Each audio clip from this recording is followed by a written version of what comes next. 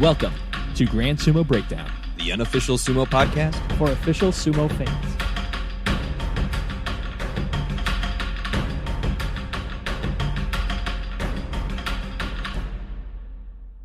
Welcome to Grand Sumo Breakdown. This is Ryan. This is Jake. And this is our Aki Banzuke Prediction episode. Before we get into the Banzuke predictions, need to get two things out of the way.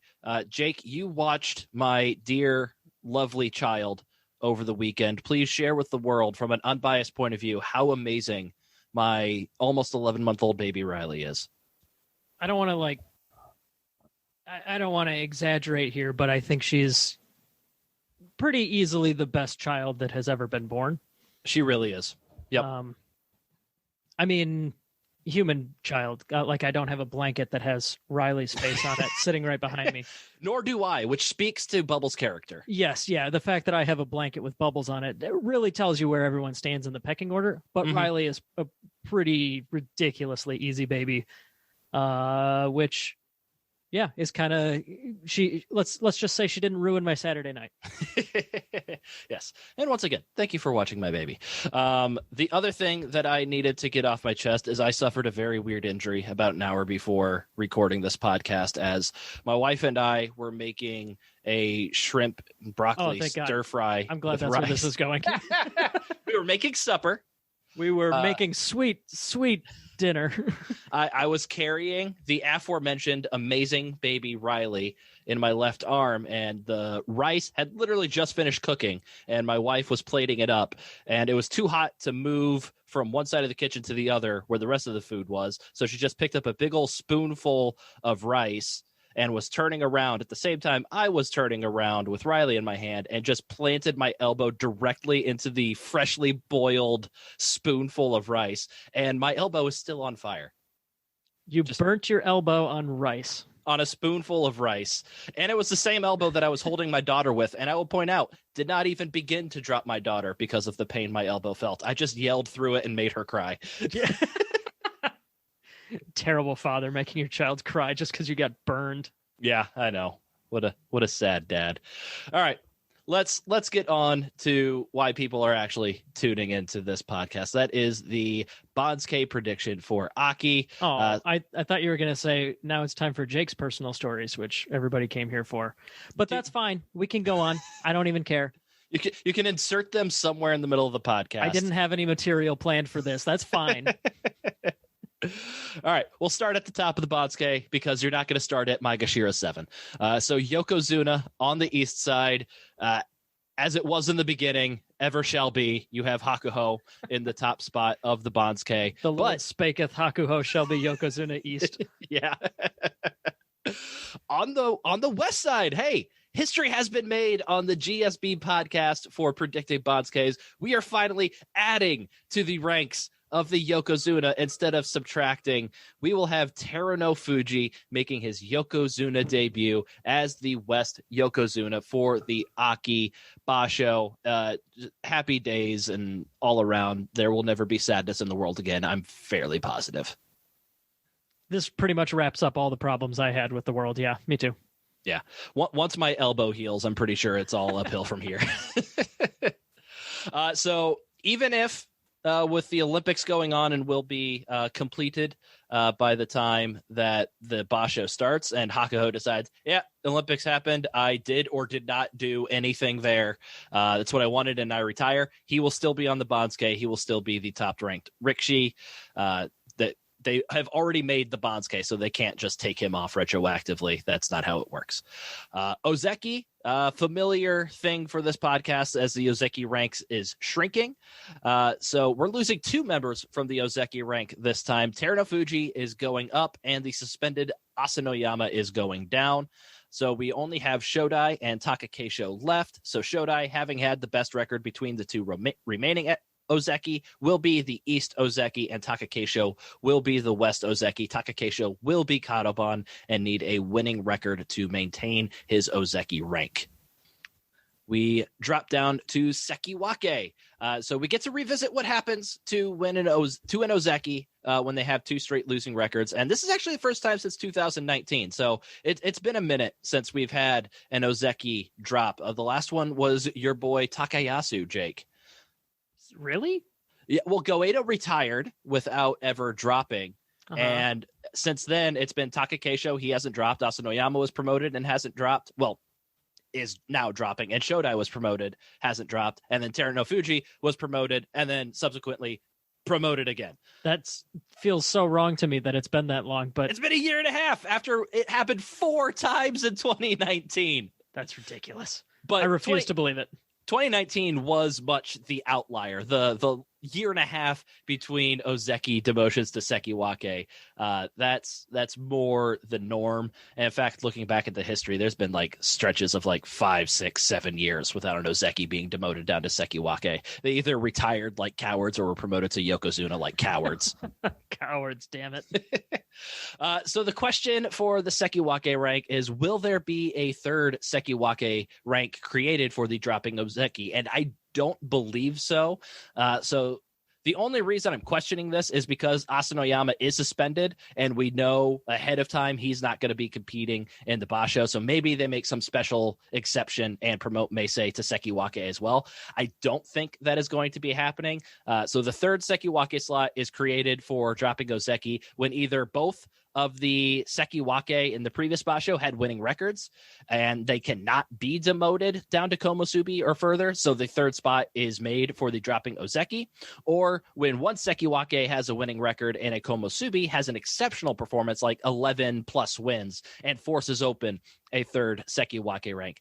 Since neither of those scenarios apply to this basho, and I don't think they're going to be making a special exception just because we know Asanoyama will not be competing, I think there will be just 2 Sekiwake, Mitake Yumi on the east side and Asanoyama on the west. Why don't we go back and take a look at precedent? The last time that an Ozeki was suspended for breaking COVID protocols, what happened the last time? You know, this might be a precedent setter. I don't think we've had an Ozeki suspended for breaking COVID protocols in the past. I'll have to do a deeper query on SumoDB, but to find the like answer. Hundreds of years or so since COVID. I don't know. I mean, it feels like it. Let's go see if there were any like jerk Ozekis in the 1918 Spanish flu or something. Going out to like hostess clubs or whatever the early 20th century equivalent would be. Speakeasies, maybe. Yeah, something like that. The boom boom room. Yep, that's it. Yeah.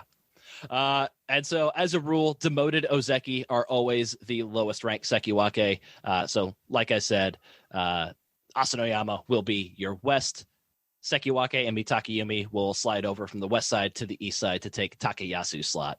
At the Komusubi rank, I've got, since we're not creating a third Komusubi rank for Meisei in my prediction, we will have Meisei sliding over to the west side, to the east side from the west side after his 8-7 record at Komusubi to take the spot of the demoted Wakataka Kage, and Takayasu will drop from Sekiwake to fill the remaining Komusubi slot. So at Komusubi West, Takayasu, I believe, is fairly locked in here. But you could make a case like Ichinojo. He was Maegashira too. He had a 10-5 record from there. Why aren't we bumping up Ichinojo instead of Takayasu at that spot? Well, since the 90s, every Sekiwake with a 7-8 record has remained either as Sekiwake West or they dropped down to Komusubi. That's just how it's been for the past 30 or so years. So I don't really think there is a case to be made for Ichinojo to take Takayasu's spot here. Makes sense. So we go down to the zone of death, where at Maegashira 1 East, I do have Ichinojo going here. In the past, I would have tried to argue that, like, okay, yeah, fine. Takayasu, he gets that Komusubi spot, but why don't we just make a third one for Ichinojo? He went 10-5 for Maegashira too. That makes sense. It used to make sense. That used to be the precedent. Nay, they say, no more. both Daisho and Wakataka Kage within the past year had 10-5 records from Maegashira 2 West, just like Ichinojo, and both of them ended up at Maegashira 1. Daisho even ended up just at Maegashira 1 West. He didn't even get to be the top Maegashira in that basho. As is the way with Daisho. He is perpetually unlucky on the Banzuke. Yep. So there have been many Rikishi that have gone 10-5 from the Maegashira 2 rank, and Ichinojo, I strongly believe, will be just the fourth in history to not make it into the Sanyaku ranks, but the third in a row. So yeah, there have been 38 Maegashira 2 that have gone 10-5. Well, I guess not all of them. There was one in 1942. So the fifth ever that will not make it into the Sanyaku ranks after that record. But once again, the third in a row.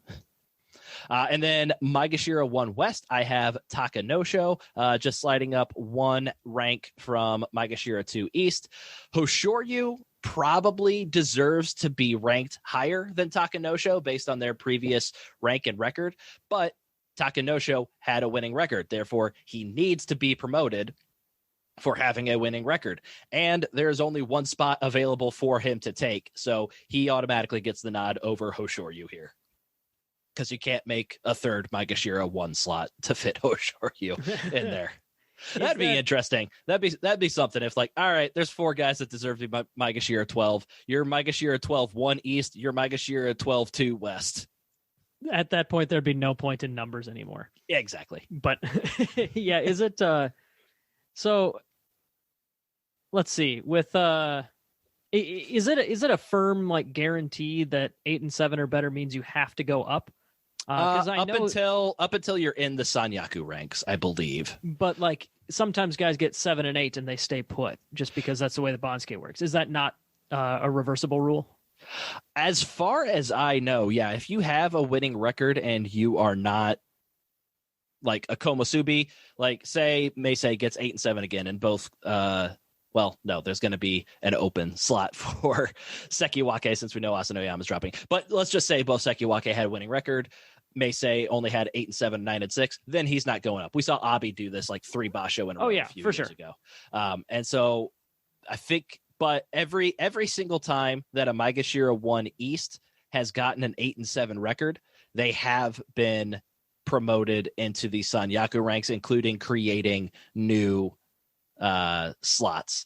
That holds true back until the 60s, but at that point when we're going back 60 years, precedent doesn't matter anymore. They've set new precedent. So yeah, so I'm pretty sure winning record, no matter what, you're going up. They'll do some funky stuff to make sure that happens. Fair enough. So Maegashira 2 on the east side, since we were talking about maybe Hoshoryu getting that Maegashira 1 West slot, he's going to be getting that Maegashira 2 East spot.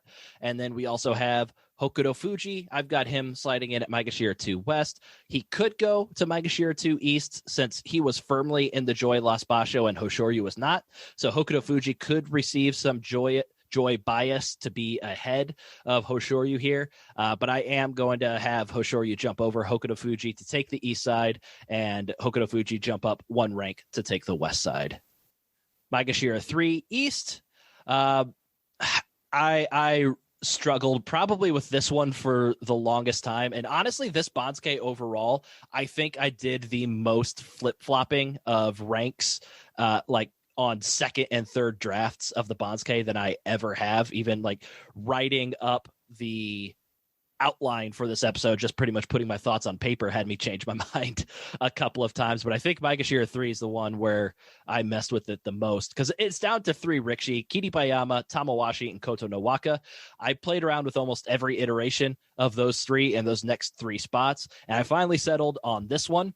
I don't like it, but it makes the most sense. It made the most sense to me at the time. You could probably talk me into a different formation at this point, and I would completely buy it. All right, here goes.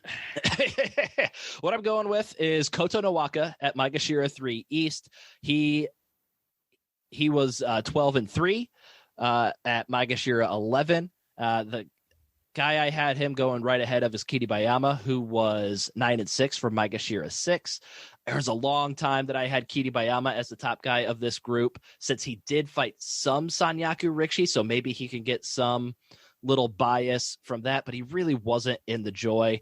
So I ultimately did decide to go with Kota no Waka because the math did support Kota no Waka here over Kiribayama, and there really shouldn't be any sort of schedule bias for Kiribayama, I don't think. So then it's a battle between Kiribayama and Tamawashi for the West side. The math says they both deserve to be this same rank. Tamawashi has the better record, and he was on the east side while Tamawashi was on the east side of his rank while Kiribayama was on the west side of his rank, which can be a deciding factor in close situations, I believe. And I think that's something I really need to start paying a little bit more attention to and kind of nailing down the east-west Rikshi on who deserves to be on what side. But ultimately, I decided to go with Kiribayama since no Maegashira 6 with a 9-6 record has been ranked lower than Maegashira 3 since the 60s. Wow. And I had found previous precedent of a Maegashira 10 Rikshi with 11 wins and a Maegashira 6 Rikshi with 9 wins. I found multiple precedents for that, but it was inconsistent as to which one was ranked higher than the other on the next Banzuke. So with 51% certainty, I'm going with Kiribayama as Maegashira 3 West, which means Maegashira 4 East will be Tamawashi. And then at Maegashira 4 West, Wakataka Kage, if you just kind of look at the list of people who's available to fall into those ranks based on the math, Wakataka Kage is the clear guy that needs to go in there. We no longer have any Rikshi that are going to be jumping way up the Banzuke with like 11 plus wins. And the Rikshi that did poorly that were just behind Wakataka Kage in the zone of death, like Endo, Kotowaco, Tobizaru, Chiyotairyu, they still have quite a ways further to drop down the Banzuke. So Wakataka Kage is the clear, easy guy to slot in at Maegashira 4 West, I believe. I could see them doing some weird stuff and trying to put him ahead of like Tamawashi or Kiribayama. But I don't think that's going to happen. That doesn't make sense. But they do weird stuff with falling Sanyaku Rikshi. So we'll see. All right. So that clears up the zone of death. Now that we have 8 Rikshi in the Sanyaku ranks, it goes all the way down to Maegashira 4 West. So now we go down to the mid Maegashira at Maegashira 5. These next few ranks are actually seem pretty easy to place.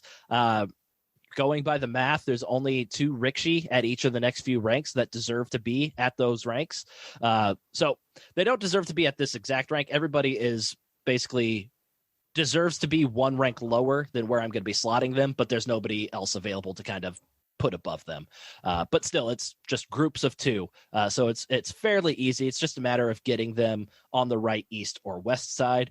This one, I think, is fairly simple. We have Daisho and Chiyoshoma are the 2 guys that I have going in at Maegashira 5. And I've got Daisho going in on the east side as he was Maegashira 1. He has the Joy bias, and he just should be ranked ahead of Chiyoshoma at this point, who was lower ranked and only had an 8-7 record. Maegashira 6. I think this is also, I think it's clear to me that Takano Fuji is going to be Maegashira 6 East. He should be ahead of Onosho because unlike previous basho, Onosho had a 7-8 record. This one lays out a lot easier and cleaner than previous basho. You haven't heard me talking about massive 9 rank promotions for 8-7 or 9-6 Rikshi. There isn't any of this on this Banzuke. It's fairly clean for the promotions and demotions lining up according to the math with this one. So there's not going to be any crazy over promotions or under demotions with that. So the 7 and 8 Rikshi, a lot in the past, we just kept them at those ranks to prevent any further over promotions and under demotions. We don't need to do that this time. So Onosho is not going to be sticking at Maegashira 6 East where he was last time. So since Onosho was Maegashira 6 East last time, and I don't think he's going to be staying, obviously, I have him sliding over to the west side, which means Takano Fuji, the next guy eligible to be promoted, he's going to be on the east side of the Maegashira 6 rank. The only funny business that I could legitimately see this happening here is if they want to vault Ura a little further up the Banzuke than he might deserve and put him on the west side here and drop Onosho a full rank instead of just a half rank. I'm about 45% sure that could happen, but I'm 55% with Onosho dropping just a half rank here. But I think that's something to watch out for. I think they could vault Ura ahead of Onosho here. Despite the math favoring Onosho at this rank, I do think possibly just Ura having 10 plus wins. Sometimes they're a little bit nicer to the people with 10 plus wins, so they could vault him a little bit higher. I cannot imagine too many fans would be upset by that either. No, and that's another thing I was thinking. Like, people, when Ura fought Meisei in one of the final days of the tournament, people's like, oh, they really wanted to get Ura in one of like the later matches to highlight him. So that, I don't know if that is a consideration, that maybe they want to throw Ura as far up the Banzuke as possible because he is a fan favorite and they do want to get some highlight matches from Ura. So that could be another thing to consider, but we'll never know if that is something that they consider. But according to JSA West, we go by the numbers here. We don't go by flashy, or we don't go by who's going to draw the bigger ratings. We go by who has earned what, and Onosho has earned to be higher ranked than Ura for this next basho. Unless it, fits our other narratives. Well, of course, yeah. The other fun narratives always take precedence over anything that's serious and stuffy. So, Maegashira 7 on the east side. Since we thought he could be Maegashira 6 west, that means we have him landing at Maegashira 7 east, and pretty easily standard, followed up by Shimano Umi at Maegashira 7 west. Shimano Umi jumping up 2 ranks from Maegashira 9. Maegashira 8. So this one's a little funky. Technically, the next 2 that deserve to be ranked are Aoyama and Teretsuyoshi. But we're looking at the Maegashira 8 rank, and we're pulling from a pool of Rikishi that deserve to be Maegashira 9, which Aoyama is in, but he had a losing record for Maegashira 8 West last time. So I don't think he's going to be able to just hold his rank based on his 7 and 8 record. So that means Aoyama is not eligible to be in this field. So that means we have to pull from the pool of Rikishi that deserve to be Maegashira 10 to fill up this Maegashira 8 rank. So that adds Tobizaru and Okinoumi into the mix. Tobizaru was in the Joy. Okinoumi was not. So I have Tobizaru slotted to go in here at Maegashira 8 East, falling down 5 ranks after a 4-11 record for Tobizaru, which is a lot more appropriate than him falling down 1 rank after a 5-10 record the basho before. Classic. Yep. And then at Maegashira 8 West, I have Teretsuyoshi as the next guy here. The reason I have him ranked below Tobizaru, despite the math saying Teretsuyoshi should be ahead of him, is just the joy bias for Tobizaru. And once again, I do think these guys are pretty solidly the Maegashira 8 guys, so it's just an east-west thing between the two of them. So I'll give the slight nod to Tobizaru there. So at Maegashira 9, we got 2 Rikishi that I had mentioned before. I've got Okinoumi going in at the east side. I got him favored ahead of Aoyama because he was effectively in the Joy in week 2. He ended up fighting Yokozuna and Ozeki. So could be some bias that will put him ahead of Aoyama. But it also allows me to drop Aoyama a full rank instead of just a half rank. Also, I don't like Aoyama. That's clear. Yeah. So going on to the bottom of the Banzuke, Maegashira 10. This is another fairly straightforward rank. It comes down to Hide Umi and Chiyo Tairyu. These are the next 2 guys that need to be ranked. And Hide Umi, by the math, deserves to be ahead of Chiyo Tairyu. So I go with him on the east side and Chiyo Tairyu on the west side. I am realizing that I'm using different logic for Hide Umi and Chiyo Tairyu than I am for Tobizaru Teretsuyoshi as far as who I have on the east side and who I have on the west side. So I might revisit that in my final rankings, because if I was using the same logic as before, I would have Chiyo Tairyu falling ahead of Hide Umi here and have Chiyo Tairyu at Maegashira 10 East and Hide Umi at Maegashira 10 West. I think actually the deciding factor for me is that Hide Umi was previously on the east side and Chiyo Tairyu was previously on the west side. So I'm going to stick with it. I'm going to say that's enough of a difference, and so I'm sticking with it. I don't have to change anything that I have written down. It works. That's just as good a motivation as any. Shut up. It works. So Jake, we are a little over halfway through the Banzuke, and I said you could throw in a little personal story if you wanted to about halfway through. Have you thought up of any interesting personal stories to pepper into the show and make it a little bit more interesting?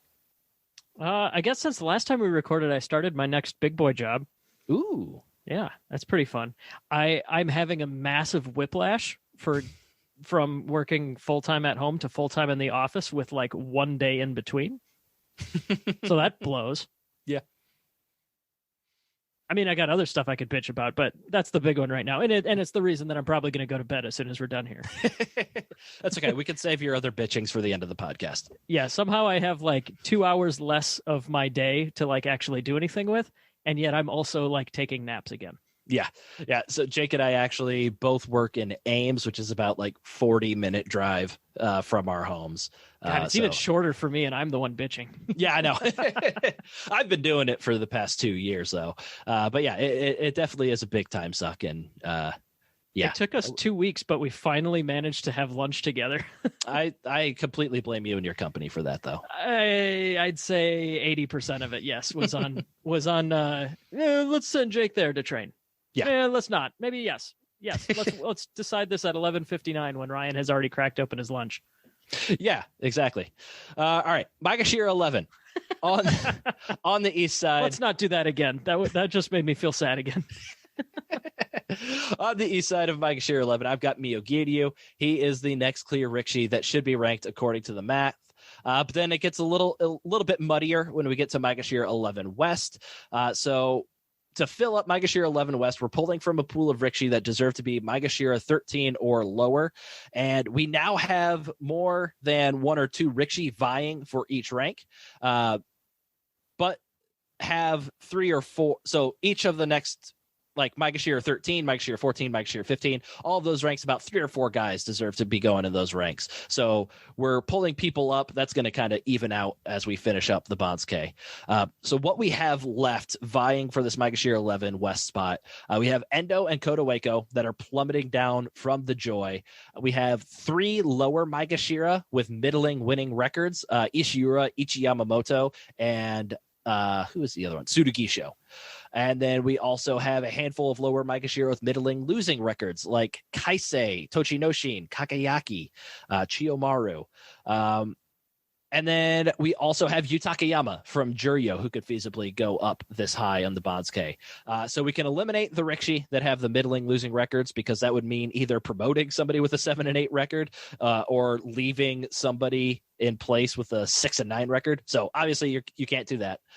We can also eliminate Yutakayama from contention, since I am fairly positive it's kind of a unspoken rule that they're not going to rank a Juryo Rikishi ahead of a Maegashira with a winning record. I went back and looked at some old Banzukes for the past few years, and I think every single one, they did not have a single Juryo Rikishi ranked ahead of a Maegashira Rikishi that had a winning record in the previous basho. I am so proud that you finally found a pattern to that. Me too. Not to be demeaning, because like I wouldn't have done it, but yeah, like, you know, it's gonna, if it holds true, it's gonna make the bottom of the Banzuke a lot easier and clearer. Because then I'd be wrestling like, where do I put Yutakayama in here and all that stuff. So yeah, that should help out if it holds true. I've been proven wrong plenty of times before. Almost more than otherwise. Yes, exactly. And then we can also eliminate Tsurugisho and Ichi Yamamoto from the Rikishi with middling winning records that can be promoted, since Ishiura, he had a 9 and 6 compared to their 8 and 7s. So he needs to be the highest ranked of those 3 remaining Maegashira with winning records. And then we can eliminate Kodaweko because he should be ranked lower than Endo based on their previous rank and record. So that either leaves us with a 10 rank drop for Endo after a 1 and 14 performance, or a 5 rank jump for Ishiura after a 9 and 6 record. And I'm going to go with the Joy bias here and have Endo dropping 10 ranks from Maegashira 1 to Maegashira 11 West, instead of promoting Ishiura up 5 spots. I could easily see them flip-flopping that and dropping Endo 1 more rank. But you know, I love my Joy bias. Yeah, I'm interested in this one because, like, how much do you think it makes any difference at all that 11 of Endo's losses were just sitting out? don't. I haven't noticed a pattern yet on if they treat Rikishi that did just real shitty because they really sucked any different than Rikishi who had bad records because they just lost a whole lot. I think what we need is for Mitaki Yumi to go 0-15 side by side with Asanoyama and just see what happens. Yeah, there you go. Just not Mitaki Yumi pulling out, just Mitaki Yumi. Oh, exactly. Yes. Absolutely blowing it. Just every day, but not bad enough to quit. Yeah, that'd be an interesting case study. My guess is they would drop about the exact same, but probably. Yeah. So yeah, got Endo going there, and I've looked back at past precedent because 10 rank drop for somebody 1-14. According to my math, he would need to be down at like Maegashira 14, 15 instead of Maegashira 11. But you look in the past of Maegashira 1 with a 1-14 record, you got him going like Maegashira 11 is literally the last one that did it ended up at Maegashira 11, like Maegashira 15, Maegashira 9. So there's even one back in the 40s, so it doesn't really count anymore, down to Maegashira 11. But yeah, it runs the gamut of like 15 to 9 feasibly. These guys with like the crazy bad records or crazy good records are always the hardest to predict, just because the math doesn't really hold for those huge jumps and huge drops. So it's just kind of trying to put your finger to the wind and figure out which way the JSA wind is blowing on how they feel on ranking those guys. So I feel like they're going to rank him at Maegashira 11 West. Maegashira 12 East, I've got Ishiura going in there, followed by Koto Ueko. This follows the same exact logic that I listed out above in far too much detail that anybody cares about. So yeah. And I've given Ishiura the east side over Koto Ueko, who I'm giving the west side for reasons. I mean, Banzuke Committee does what it wants for no known reasons, so sometimes I can just throw people on the east and west side for no known reasons. It doesn't matter. You're right. Truly embracing the completely ridiculous nonsense. I'm starting to throw a little bit of who gives a shit into the Banzukes, and we'll see how that sticks. We'll see how that goes. Maegashira 13. On the east side, I have Tochinoshin, and on the west side, I have Kageyaki. Got both of these guys dropping down one rank together after they both had 7 and 8 records from the Maegashira 12 rank. I don't think there will be any funny business of them throwing in somebody in between them to break them up. But now that I say that, they're 100% going to drop Tochinoshin from Maegashira 12 East to Maegashira 12 West, Koto Ueko at Maegashira 13 East, and Kageyaki at Maegashira 13 West, just to anger me. But you already have it written down, so... Yeah, I'm not going to change it, but I just, when it comes down to the review session, just know that I actually got it right when that turns out to be how it ends up. All right, Maegashira 14. On the east side, this is another one that should be fairly straightforward. We only have 2 Rikishi remaining that deserve this rank. So I got Tsurugisho on the east side, Kaisei on the west side, since Tsurugisho had the better record among these two. So I give him the east and Kaisei the west. Let me take a look at where they were previously ranked. Both of these guys were previously on the east side of their respective ranks. So yeah, I stand by that logic. Maybe if Kaisei had been on the east side and Tsurugisho on the west, I might have switched them, but I'm sticking with my logic here. The new tiebreaker was the winning record as opposed to previous side. It's a new wrinkle I'm throwing in here, and I don't like it because it's too many factors and I don't know which one takes precedence. Neither does anyone. No. Maegashira 15 on the east side, I have Chionoo. He is the next clear Rikishi to be placed on the Banzuke. And then on the west side, I am going with Ichi Yamamoto here. He is one of 3 fighting for this spot between him, Chiyomaru, and Tokushoryu. But both Chiyomaru and Tokushoryu had losing records, so I'm giving the nod to Ichi Yamamoto here. I think that means that we have unlocked the achievement that we may now place Juryo Rikishi, right? Because that would be the last. Oh my god! Ichi Yamamoto is our final Rikishi in the Maegashira ranks with a winning record. You're right. Keeping an eye out for that. So now we've finally unlocked the ability. Like, we've leveled up. We finally unlocked you, Takeyama. Yeah. And you know what? we're not going to waste any time. We're going to place Yu Takayama right on the Banzuke at Maegashira 16 East, the next remaining rank. So he was Juryo 1 with a 10-5 record. He feasibly, if he had been like the last ranked Maegashira instead of the top ranked Juryo guy, he would be on my Banzuke around Maegashira 11 or 12, taking like Endo's spot.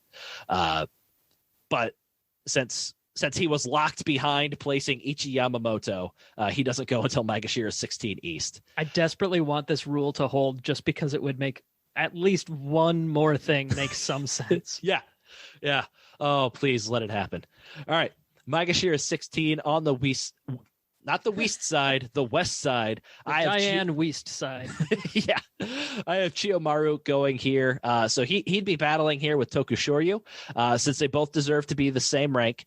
But here's I think the first time where this comes into play on this Banzuke. Chiyomaru was Maegashira 13 East, and Tokushoryu was Maegashira 15 West. So despite Tokushoryu having the better previous record, I'm going to go with Chiyomaru ahead of Tokushoryu because he was on the east side versus Tokushoryu's west side. And like I said, I'm starting to play around with the idea that might be a tiebreaker in these situations where guys deserve to be the same rank.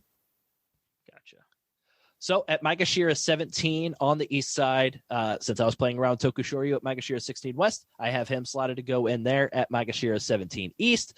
And then the last guy, this one is really tough, and I think I probably made the wrong decision, but I'm sticking with it because I'm stubborn and it's been written down. But it's really just a coin flip. So you have Mitoryu, who had a 12-3 record from Juryo 6, and with that record deserves to be promoted to the Makuuchi division. But the only remaining Maegashira that could feasibly go down to Juryo is Chiyo no Kuni with a 7-8 record from Maegashira 16 East, but he doesn't really deserve to be demoted down Juryo. He just deserves to be Maegashira 17. So it comes down to a coin flip on, do you promote the guy who went 12-3 in Juryo, won the U show down there from Juryo 6 with a pretty decent record, or do you go with the Maegashira 16 record that just barely missed getting a winning record and staying in the top division? I'm going against my best judgment, and I'm going to go on the side of the Juryo Rikishi, and I really think I'm going to live to regret it. But I have Mitoryu as the Maegashira 17 West Rikishi for the Aki Basho. I do want to look up, I'm curious, I know I've looked it up before, but the previous results for Juryo 6 Rikishi that had 12 wins, where they ended up in the next Basho. And once again, you have to go back to the 60s to break any precedent. But everybody, all 10 of them or 11 of them that have gotten a 12-win record from Juryo 6 since 1963 have been promoted into the Makuuchi division, where if we conversely look at Maegashira 16 with 7 wins, what is the history of them going down to Juryo? Now, this doesn't mean as much because the amount of Rikishi in the top division changes based on how many are in the Sanyaku ranks. Well, so the number doesn't change, but the number of ranks changes. Yeah, so Maegashira 16 East in this Basho was third from last. In another Basho, that could have been the last guy, so you would expect them to be demoted. But, yeah, it looks like most of the time they stay in Makuuchi, but there's quite a fair, probably about 50-50 since the 90s of dropping down in Juryo or staying in the Makuuchi division. So it's more often that the Maegashira 16 guy drops down to Juryo. So I'm going to stick with that logic, and I'm going to say Mitoryu. I'm now at 51%, and I will be absolutely gobsmacked if he is not in the top division next Basho. Would that be a debut for him? That would be a debut for him. He got to Juryo fairly quickly, and then he has been there for like the past 4 years straight, just kind of hovering in the middle of Juryo for a while. That is way too long to stay in Juryo. That's very strange. Yeah. Tsurugisho actually had very same path. So we'll see what Mitoryu can do when he makes his Makuuchi debut in November of this year, as he gets a winning record from Juryo 1 when I am wrong about his promotion here. All right, so that is what I think the Aki Banzuke will look like. I do have two guys being demoted from Makuuchi down to Juryo, those being Dayamami, who had a 4-11 record from the Maegashira 14 rank. No-brainer. And Chio no Kuni. This is the one that it honestly could go either way, but I have him dropping after a 7-8 record from Maegashira 16. Like I said, this Banzuke was, I feel like it was a lot easier to fill out than some of the previous ones, because there weren't large dearths of ranks where nobody deserved to be ranked. So we had to pull up freaking Kotoeko from Maegashira 12 to Maegashira 4. You see what happens when these guys get the promotions. You had Kotoeko jump up 8 ranks after a 9-6 record. Okinoumi jump up 7 ranks after a 9-6 record. And Chio Tairyu jump up, I think it was 10 ranks after a 10-5 record, and all of them just got the piss knocked out of them. There was nothing they could do, but that's what happens. Yeah. They dealt with what was given to them, and what was given to them sucked for them. So yeah, the past 3 Banzukes all looked like that. So it was really nice to have a new one that things lined up quite a bit easier. So I feel pretty good about that one. I highlighted the spots where there could be some other options going. And obviously there's going to be stuff that I did not anticipate happening. But I do think this will be a fairly good Banzuke, better than my last one. But Jake, what did you see as we were going through that you think could be my biggest tripping point? The two things that I see as potential mix-ups here, I feel like they've been pretty mean to Juryo guys recently.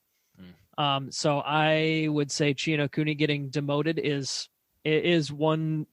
That's the one that I see as that's my biggest one. Yeah. More, I'm not going to say it's like the most likely thing to go wrong, but it's one of the things that sticks out to me. The other one being the complete opposite is also just as likely to be true. Meaning that Yutakiyama could be like 4 ranks too low on your Banzuke or something. Yeah. So I'd say it's one of those Juryo things, and that's kind of a cop out because Juryo is always screwy with the promotions. But I'd say either the promotion demotion between Chino Kuni and Mitoryu, or I feel like if this rule proves true, we have to name it after one of these guys. So if the Juryo promotion thing, that rule that you discussed, if that holds true, is it the Yutakiyama law or the Ichiyamamoto law? Because it should be one of those two. Yutakiyama law rolls off the tongue a lot better than Ichiyamamoto law. So if Yutakiyama is ranked below Ichiyamamoto on the Aki Banzuke, we will officially sign in the Yutakiyama law where Juryo Rikishi will not be ranked until every single Maegashira Rikishi with a winning record has been ranked. There we go. All right. So that is wrapping up the Aki Banzuke Prediction podcast. If you want to see this Banzuke as soon as it is released, you'll have to wait around over a month because of the Olympics. The previous basho started a week early. The next one isn't starting a week early, so we've got an extra week in there, and the Banzuke will not be released until August 30th for the Aki Basho that starts on September 12th. I know. That's so long. The last break between Bashos was so short, and now we're paying for it. Hey, go out. That sucks. It's the last month before school starts. Go out, enjoy your time, get some vacation, spend some time on the beach, or stay inside with your air conditioning where it's a lot more comfortable than on the beach. Beach people talk, like hit us up at grandsumo-breakdown@gmail.com. Hit us up at gsumo-breakdown on Twitter. Let us know why you're a beach person, because I don't think anybody on this podcast gets it. No, at least not us two. You can Mac, but I bet you Flarrick's on our side. Yeah. I was thinking Flerick might be the one that would be a beach guy, but yeah, I think you're right. I think he's more of an indoors fella, unless somebody's tossing a frisbee out on that beach, and That's then true. you know he's going to kick his shoes off and burn the soles of his feet off just to catch that frisbee. He's like a dog with a tennis ball. Like the rest of the world melts away when that frisbee is in the air. Mm-hmm. And there's just so many people at the beach. Like, That's the worst part. Yeah. who likes people, especially after COVID? Like, I What didn't a like bunch of bastards. I didn't like groups of people before COVID, but now after COVID, my God. So like, hey, here's the thing that you have to endure, but you don't like. And now here's a year and a half where you don't have to endure that. Yeah. Now Honestly, still shouldn't be enduring it. The numbers are getting pretty bad Yeah. again. Stay inside. Stay out of the beach, people. Yeah, but like having that taste of what it could be like to live as like an isolated hermit who never leaves the house, it was just taunting. Mm-hmm. Anyways, though, my favorite line that I heard, it was towards the beginning of the like quarantine period. A podcast that I listened to, somebody described it as mandatory heaven, which I very much subscribe to that way of thinking. Yeah. So you can also leave us a 5-star review explaining why you like beaches. We won't read it if it's 4 stars or less. So if you want your argument heard about why beaches are great and why Jake and I are old fuddy-duddies, you got to leave us a 5-star review on Apple Podcasts or your favorite podcast listening service. Jake, where else can they tell us their opinion about beaches? If you also have the correct opinion that beaches are the worst, you should agree with us with your money by going to Patreon. Conversely, don't disagree with us with your money. No, either. disagree with words, but agree with money. Yeah. Every penny gets reinvested into the show. It's cheap. We just we like having more validation in our lives. That's pretty much it. And more gear and stuff, and yes. T-shirts for the fans and stuff. Oh yeah, keep an eye out for when the next basho is coming along. Our bold predictions thread now, the stakes are higher because there are some now, because there are more than zero. Yes. Yeah. Well, I guess getting called out on the podcast if you said something dumb was always kind of a thing. But now if you have the best one, you get a T-shirt. So keep an eye out for that. Did you remember to ship out that one to Sandre the Giant? Of course I did. Okay. Just making sure. Well, sorry, who was it again? No, I'm kidding. It's on its way, but being out of the country, Sandy, it might be a couple weeks, but I'll shoot you a message when it ships. And then I think the only thing we have left to say that we haven't is you can leave us a voicemail at 805-613-7866. That's 805-613-Beaches Suck. So we will have a couple more bonus episodes coming out in this off season. I know we're finally going to get some USA Sumo content coming your way fairly soon. So keep an eye out for that. Yep. Yeah. I kind of appreciate when it's just the two of us and it's random meandering through our outro rather than our formula. Because Flerick, by the end of the podcast, wants to be literally anywhere but the Zoom conference call. Yes, exactly. And just wants it to end as soon as possible. Podcasting is similar to beaches in some ways. All right. Let's let these fine people go. They've listened to us ramble meaningless stuff for long enough. I mean, 1, fair, but 2, I will be. Once this episode's out on my 40-minute drive to work tomorrow, you know what? That's perfect for a Banzuke episode. We usually fall right in that 40-minute mark. We've been rambling long enough now that it could be at the 45 to 50-minute mark. So and now you'll have to finish it during lunch. God, that's awful. But so if you see the 45 to like 50-minute runtime for this episode, just know that a lot, like the last 5 to 10 minutes are just Jake and I BSing. You don't need to listen to all of it. Don't let that runtime scare you. Not that long time runtimes have ever scared you for the Grand Sumo Breakdown podcast. If they hear that disclaimer, they've already blown it and listened this far.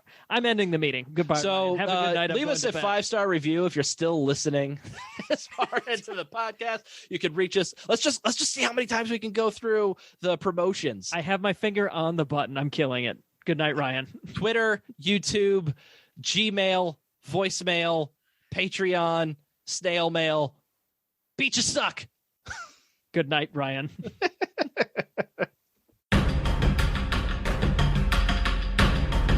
Thank you for listening to Grand Sumo Breakdown. Until next time, Throw your salt high. And keep moving forward.